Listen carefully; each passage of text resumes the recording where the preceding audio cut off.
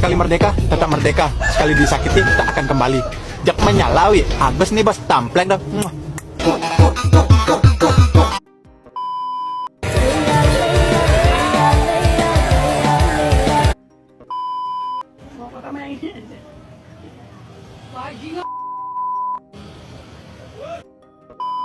Ini adalah update terbaru dari kasusnya Agus Buntung.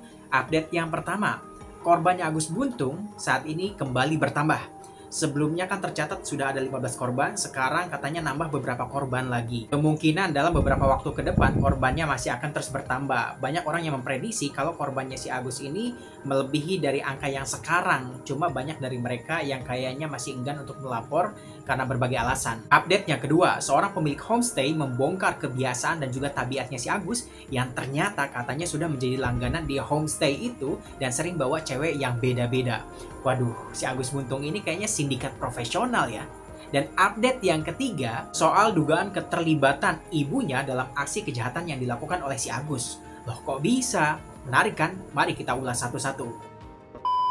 Yang pertama, soal korbannya si Agus yang saat ini kembali bertambah. Pada awalnya korbannya kan 1 orang, kemudian nambah lagi 3 orang, kemudian nambah jadi 8 orang, nambah lagi jadi 15 orang, dan sekarang korbannya nambah lagi jadi 17 orang. Kayaknya sih ya, kalau kita lihat pola kejahatannya, dalam beberapa waktu ke depan bakalan ada korban-korban lainnya yang bermunculan. Kemungkinan saat ini banyak korban yang masih enggan untuk melapor ke polisi karena berbagai alasan. Tapi alangkah baiknya jika semua korban kompak melapor ke polisi agar kasus ini menjadi jelas dan terang benderang dan agar kasus semacam ini tidak terulang lagi. 1 tambah 1 tambah 1 tambah 1 jadinya 3. Jangan sampai ada orang ketiga di dalam kehidupan kita. Agus nih bos, senggol lo.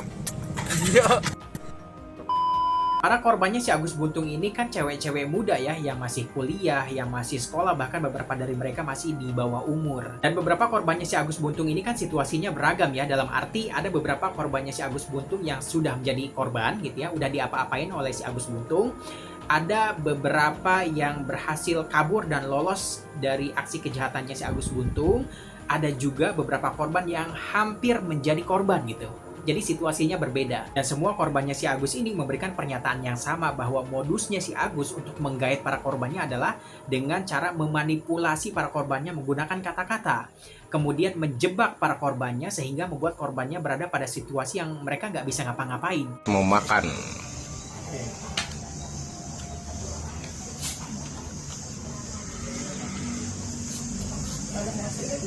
Cukup.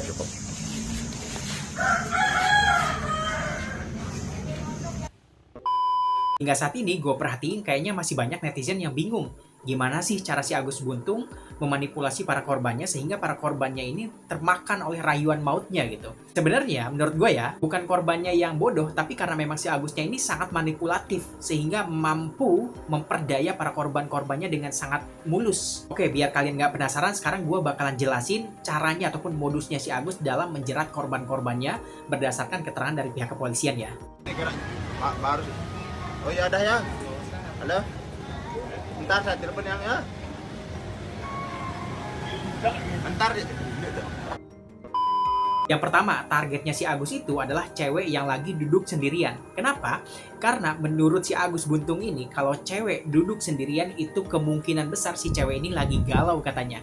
Nah, cewek yang sedang galau ini gampang untuk dimanipulasi. Modus yang kedua, menjual rasa iba. Jadi nanti si Agus ini bakalan ngedeketin nih cewek yang lagi duduk sendirian, kemudian dia akan menggunakan pendekatan psikologis. Dia akan menjual rasa iba karena dengan kondisinya yang merupakan seorang penyandang disabilitas yang nggak punya lengan. Nah, keterbatasan inilah yang kemudian ia jadikan senjata untuk PDKT dengan si korban. Kakak cantik, jangan mau merusak diri. Saya percaya kakak bisa kan?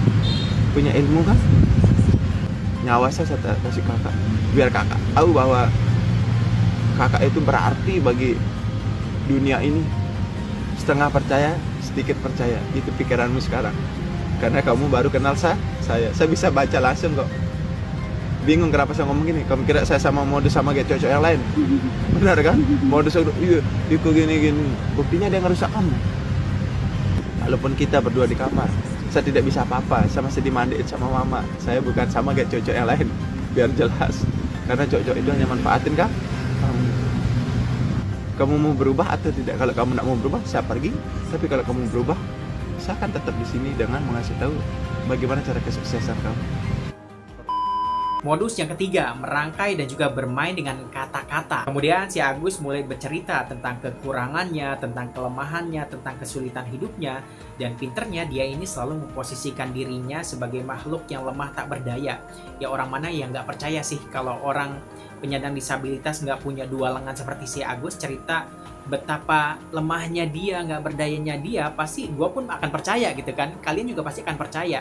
Karena kondisinya seperti itu kan. Dia akan terus bercerita, tujuannya untuk memancing si korban untuk menceritakan hal yang sama.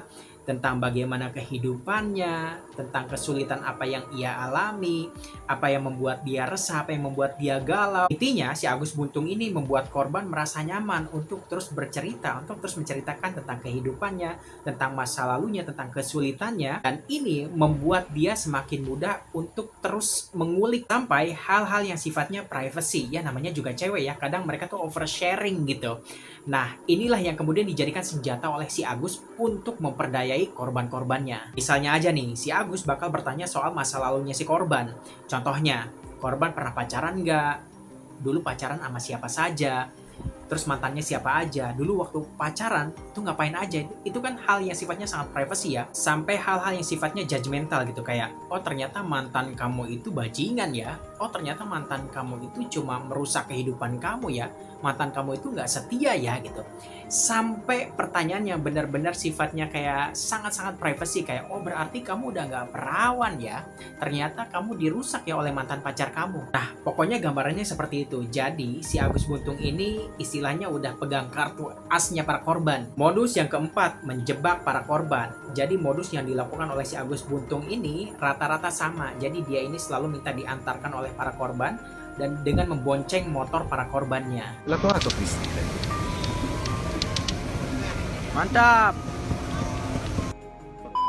Dan modus yang kelima adalah dengan mengancam dan mengintimidasi para korban. Jadi saat posisi mereka sedang dalam perjalanan, si Agus bonceng motor para korban ini, disitulah si Agus mulai mengarahkan para korban ke tempat yang dia inginkan. Di mana si Agus ini selalu mengarahkan para korbannya ke sebuah homestay ataupun hostel murah gitu di Mataram, Nusa Tenggara Barat. Kenapa korbannya mau? Ya karena para korbannya ini telah diancam dan diintimidasi oleh si Agus Buntung. Karena si Agus Buntung ini udah punya senjata nih, udah pegang kartu asnya para korban. Jika korban tidak mau alias menolak perintahnya si Agus, maka si Agus mengancam akan membongkar dan menceritakan semua rahasia gelap maupun aib-aib masa lalunya si korban kepada orang tua korban. Sehingga membuat korban takut dan mereka tidak punya pilihan lain selain mengikuti perintahnya si Agus. Lamun sida milih pacu-pacu kanca aku, ngendeng maaf, empoh na ayano sakit. Wah, kedua, lamun sida pura-pura nangis, ku jamin sida mati. Ku jamin. Ini bisa kamu jadikan bukti dari orang tua kamu kirim ke orang tua kamu bisa. Membunuh bukan berarti saya membunuh, tapi bunuh mental kamu tuh saya yang tanggung jawab. Udah, jangan bilang saya ada di sini. Turun dari sini. Kamu sekarang rekam suara kamu. Kamu mau ngomong baik-baik sama saya atau tidak? Iya. Ini bukti lo di teman cowokmu, temanmu nih, atau belum kenal? Teman serius, dan saya tahu kamu masih bohong. Iya, teman kakak kelas saya. Ya setidaknya ini bukti ya. Tidak usah ngolok. Saya manggil kamu ini kedatangan. Tidak ada saya ngomong. Alasan adik lari apa sih Don? Masih kan Naya itu. Apa dia bilang Naya? Iya, dapet itu lari dia bilang. Itu lari saya. Jangan kayak anak kecil. Kamu kan udah SMP. Jangan kayak gitu. Ini sudah ada bukti ini loh. Ini nanti kirim ke ibu saya. Ini saya mau bawa ke ibu saya rekaman ini. Terus terang. Agar apa? Agar ibu saya tidak salah paham loh. Kamu besar kayak anak kecil. Terus kamu Bahkan sampai urusan siapa yang membayar homestay-nya pun itu sudah dikondisikan oleh si Agus.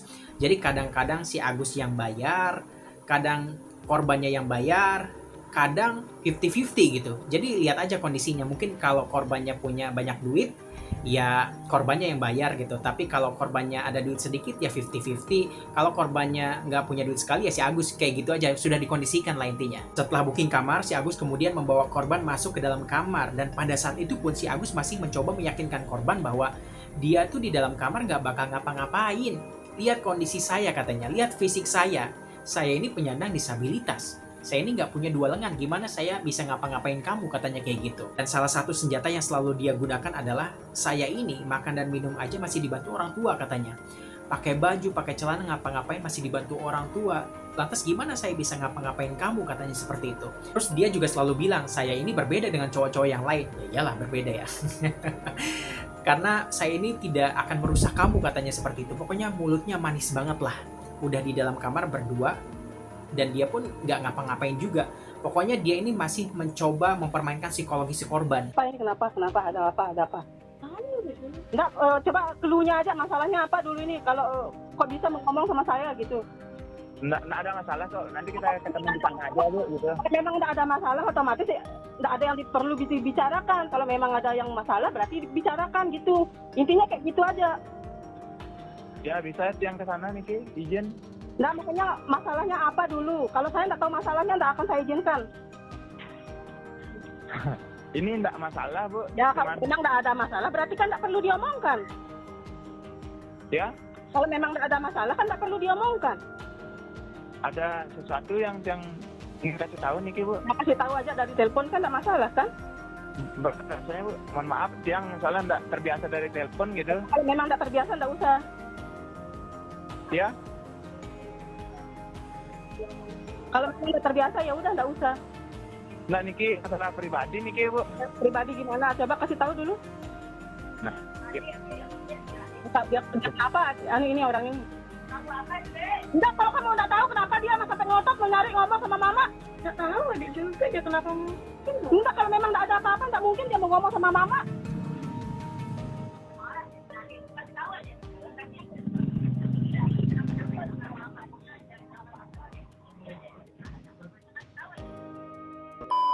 Dan kalian tahu alasan korban mau mengikuti perintahnya si Agus Buntung adalah si Agus Buntung selalu mengintimidasi dan mengancam korban. Selain mengancam akan menceritakan aib-aibnya kepada keluarganya, tapi juga ia selalu mengatakan kalimat ini, katanya gini, kita ini berdua di dalam kamar, kalau ketahuan warga kita bakalan digerebek, katanya, kita bakalan dikawinin. Karena ternyata di Mataram NTB sana memang sering terjadi penggerebekan pasangan yang belum berstatus resmi gitu ya, kena grebek, lagi zina gitu istilahnya, kemudian mereka dinikahkan. Jadi kasus semacam itu NTB sering kejadian. Nah karena si cewek ini takut ya dia digerebek, kemudian takut dinikahkan kepada si Agus Buntung ini, terpaksa dia akhirnya menuruti perintahnya si Agus Buntung. Kejahatan si Agus Buntung ternyata nggak sampai di situ, dia juga bisa dibilang merampok. Jadi ada salah satu korbannya yang bercerita bahwa dia berhasil kabur, tapi harta bendanya ya, dompet-dompetnya itu isinya yang berharga diambil oleh si Agus, uangnya segala macam gitu. Nah pada saat itu si Agus ini ngejar kan sampai ke parkiran, dan saat si korban ini mau kabur pakai motornya, tiba-tiba dihadang lah oleh si Agus, dan si Agus ini kayak manggil orang-orang gitu, jadi rame kan. Pada saat itu si korban ketakutan gitu. Pada saat itu si Agus mencoba meyakinkan orang-orang bahwa nih cewek nggak bener nih, dia ini telah menjebak saya, dia ini telah merugikan saya, intinya seperti itulah. Tapi untungnya masyarakat yang ada di sekitar pada saat kejadian nggak percaya sama omongannya si Agus, karena omongannya si Agus ini kayak mencela-mencela gitu lah, nggak jelas gitu. Akhirnya warga membolehkan si wanita ini untuk pergi menggunakan motornya. Sementara ada juga korban lainnya yang udah digituin sama si Agus. Kemudian si korban ini kan nangis ya di dalam kamar, dia kemudian telepon temannya untuk minta dijemput gitu. Akhirnya dia dijemput lah sama temannya, dia cerita ke temannya bagaimana dia telah diperdaya dan dimanipulasi oleh si Agus Buntung ini, hingga akhirnya si korban ini dibawa oleh temannya lapor ke polisi. Itulah gambaran modus yang selama ini kerap digunakan si Agus Buntung untuk memperdaya dan juga memanipulasi para korbannya. Sebenarnya modusnya itu masih banyak banget, itu hanya sebagian saja. Bahkan ada salah satu korbannya juga bercerita ya, memberikan keterangan bahwa si Agus ini pura-pura membaca mantra seolah-olah dia ini punya ilmu gaib. Ada juga korbannya yang bercerita si Agus ini katanya selalu mengatakan bahwa dirinya punya saudara yang merupakan seorang anggota polisi. Pokoknya macem-macem lah, namanya juga orang manipulatif ya. Update-nya selanjutnya, pengakuan dari seorang pemilik homestay. Dalam keterangannya kepada polisi, si pemilik homestay ini mengatakan bahwa si Agus Buntung ini ternyata merupakan langganan di homestay-nya. Bahkan si pemilik homestay sebelumnya diduga ikut terlibat dalam kasus kejahatan si Agus Buntung. Tapi hal itu dibantah oleh si pemilik homestay ini. Ya sebenarnya dia juga nggak salah sih, namanya juga pengusaha homestay ya. Kalau ada tamu datang nginep bayar selama dia nggak bikin onar, nggak bikin ricuh, nggak ngapa-ngapain, ya udah selesai sampai di situ urusan dia. Nggak mungkin juga dia ikut campur dalam urusan tamunya, terus nanya-nanya itu siapa Gus gitu atau gimana, kan nggak mungkin kan. Jadi sebenarnya dia ya nggak salah apa-apa. Namun si pemilik homestay sempat memberikan sebuah fakta yang cukup mencengangkan tentang si Agus Buntung. Jadi menurutnya si Agus Buntung ini kan sudah jadi langganan ya di homestay-nya. Artinya dia ini sering nginep di homestay-nya. Dan dia ini sering membawa cewek yang berbeda-beda nginep di homestay-nya itu. Dan salah satu hal yang mengejutkannya adalah pernah dalam satu hari si Agus ini bawa 3 cewek sekaligus yang beda-beda. Wah gila sih si Agus Buntung ini, kayaknya sih dia hyper ya guys. Dan salah satu alasan kenapa si pemilik homestay ini nggak curiga sama si Agus meskipun dia sering bawa cewek yang beda-beda adalah karena menurutnya selama ini cewek yang dibawa nginep di homestay itu ya nggak pernah gimana-gimana gitu ya.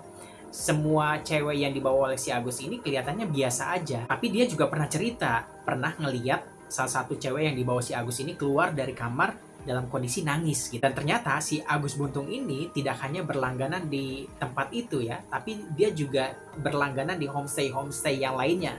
Jadi mungkin ganti-ganti aja kali ya. Jujur gue tuh sebenarnya hampir speechless loh ngomongin kasusnya si Agus Buntung ini, karena kayak makin diulik kok makin nih orang gila ya gitu. Memang boleh dia di tampilannya penyandang disabilitas, nggak punya lengan, tapi modus operandinya cuy bahaya banget. Oke, kemudian update yang terbaru soal dugaan keterlibatan ibunya dalam aksi kejahatan yang dilakukan oleh si Agus Buntung. Sebenarnya dari awal, gua pribadi udah curiga ya sama gerak-geriknya ibunya si Agus. Kayak misalkan nih ya, waktu pertama kali dia bikin keterangan di media, dia ini kan menggambarkan bahwa dirinya ini adalah penyandang disabilitas yang lemah tak berdaya, semuanya masih dibantu oleh orang tua ya. Di situ dia berakting kan bersama ibunya, di mana dia lagi disuapin sama ibunya, dia lagi dimandiin sama ibunya, dia lagi dipakein baju sama ibunya.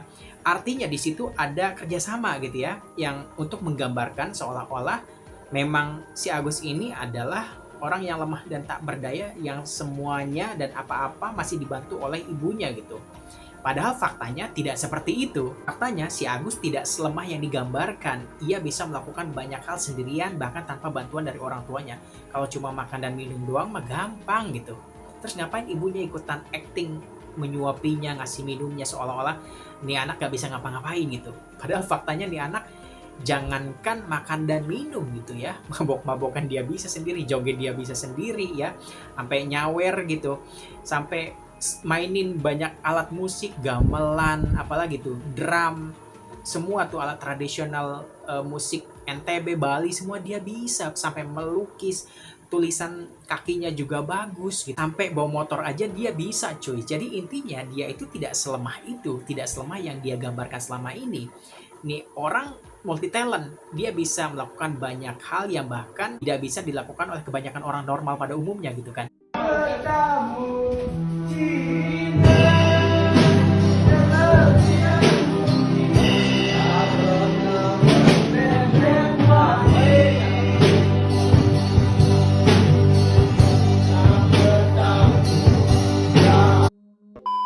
Kemudian, apa alasan yang membuat ibunya ini diduga bersekongkol dalam aksi kejahatan yang dilakukan oleh si Agus Buntung? Semua korban dalam keterangannya sepakat bahwa ibunya ini terlibat dalam aksi kejahatan si Agus. Kenapa?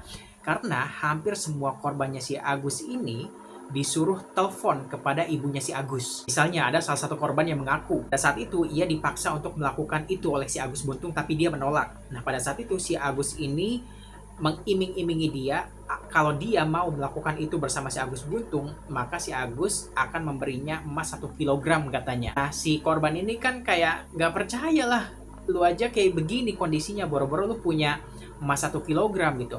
Nah, pada saat itu si Agus bilang ke si korban, ya udah kalau kamu nggak percaya telepon ibu saya nih gitu. Terus si korban ini disuruhlah telepon sama ibunya si Agus. Nah, pada saat itu ibunya si Agus mengiyakan. Intinya kayak gini, ya udah kamu lakuin aja apa yang jadi permintaan anak saya katanya gitu. Nanti saya kasih emas 1 kilo katanya kalau kamu mau gitu. Jadi itu kan merupakan persekongkolan ya. Jadi artinya ibunya ini tahu aksi kejahatan si Agus.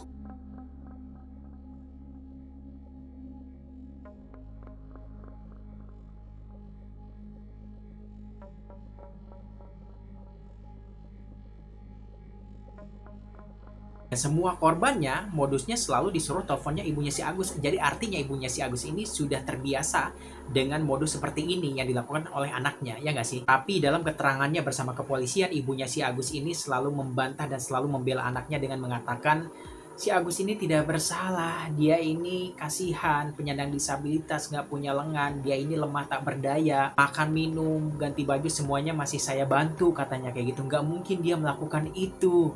Intinya seperti itu. Fakta lainnya, si Agus ini selalu memamerkan foto kemesraan bersama dengan istrinya. Tapi para korban ini juga nggak tahu apakah itu benar-benar istrinya atau bukan. Apakah si Agus sudah menikah atau belum. Dan para korban juga nggak tahu tujuannya apa.